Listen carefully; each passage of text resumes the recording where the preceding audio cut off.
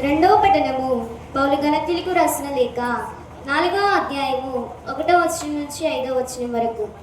రెండవ పఠనము పౌలు గలతీయులకు రాసిన లేఖ 4వ అధ్యాయము 1వ వచనం నుంచి 5వ వచనం వరకు.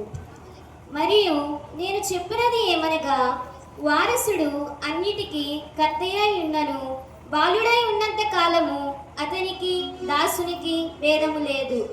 తండ్రి చేత నిర్ణయింపబడిన రోజు వచ్చే వరకు అతడు సంరక్షకులు గృహ నిర్వాహకుల ఆధీనములో ఉండును.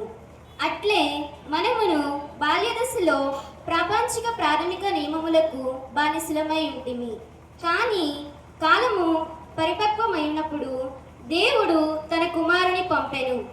ఆయన ఒక స్త్రీ నుండి పుట్టెను. ఆయన ధర్మశాస్త్రమునకు లోనయ్యను.